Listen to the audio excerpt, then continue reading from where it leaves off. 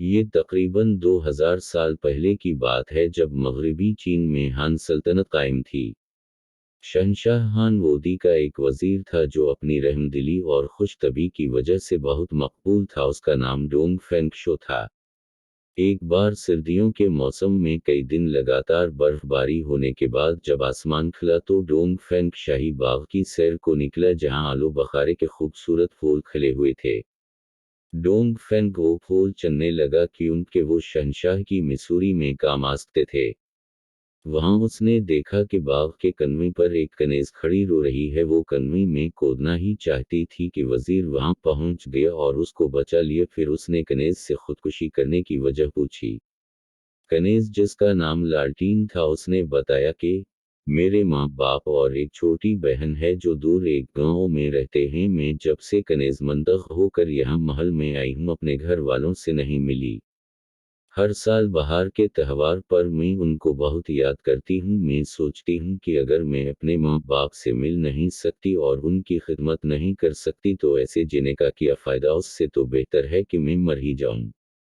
یہ کہہ کر لڑکی نے پھر کنویں میں چھلانگ لگانے کی کوشش کی لیکن ڈونگ فینگ شو نے اسے ایسا نہیں کرنے دیا۔ اسے لڑکی کی کہانی سن کر بہت دکھ ہوا تھا اور ہمدردی محسوس ہوئی۔ دیکھو لڑکی، اس طرح اپنی جان دینے سے کچھ فائدہ نہیں ہوگا۔ میں وعدہ کرتا ہوں کہ تمہارے گھر والوں سے ضرور ملاؤں گا۔ میں کرتا ہوں کچھ بندوبست۔ اگلے دن ڈونگ فینگ شو نے ایک دست شناس نجومی کا روپ دھارا اور شہر کے چوک پر دکان لگا کر بیٹھ گیا۔ وہ اپنے پاس قسمت کا حال جاننے کے لیے آنے والے ہر شخص کو ایک ہی بات بتانے لگا کہ نئے سال کے تہوار کے ٹھیک 16 دن بعد چانگان شہر کو زبردست آگ اپنی لپیٹ میں لے لے گی۔ تھوڑی ہی دیر میں سارے شہر میں خوف و ہراس اور افراتفری پھیل گئی، ہر کوئی اس کا حال جاننے کے لیے بے چین تھا۔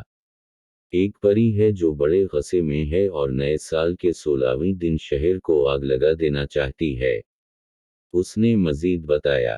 جلد ہی نجومی کی یہ پیش گوئی شہنشاہ کے محل تک بھی پہنچ گئی اور اس نے فوراً ڈونگ فینگ شو کو حاضر ہونے کو کہا اور سارا ماجرا پوچھا۔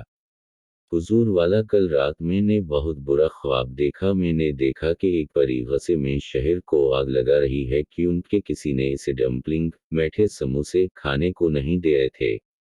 یہ سن کر شہنشاہ کا رنگ زرد پڑ گیا۔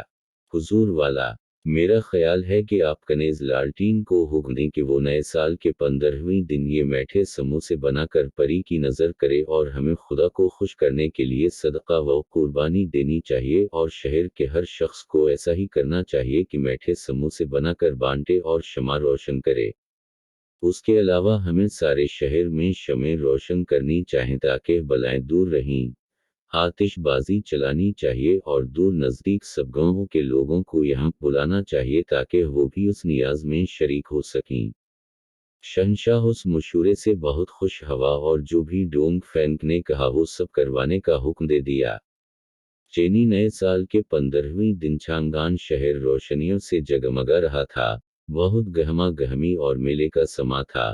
لوگ ٹولیوں کی صورت میں ادھر ادھر گھوم پھر رہے تھے، شہر کی روشنیاں دیکھ رہے تھے اور میٹھے سموسے کھا رہے تھے۔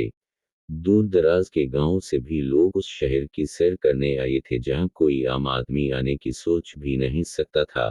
انہیں لوگوں میں سے ایک لالٹین کے ماں باپ اور بہن بھی تھے۔ جب انہوں نے بڑی بڑی شاہی شمعوں پر لالٹین کا نام لکھا دیکھا تو خوشی سے لالٹین لالٹین چلانے لگے۔ اس طرح انہوں نے لالٹین کو بآسانی ڈھونڈ لیا اور جلد ہی اپنی بیٹی سے آن ملے۔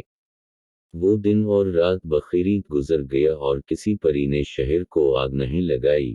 ہو سکتا ہے کہ وہ میٹھے سموسے کھانے میں مصروف ہو یا شہر کی روشنیاں دیکھ کر دور رہی۔ لوگوں نے یہی سوچا تھا۔ شہنشاہ لالٹین کے اس اقدام سے بے حد خوش ہوا اور اس نے یہ اعلان کر دیا کہ ہر نئے سال کے 15ویں دن یہ تہوار منایا جائے گا کہ لوگ میٹھے سموسے کھائیں اور خدا کو خوش کرنے کے لیے شمعیں روشن کریں۔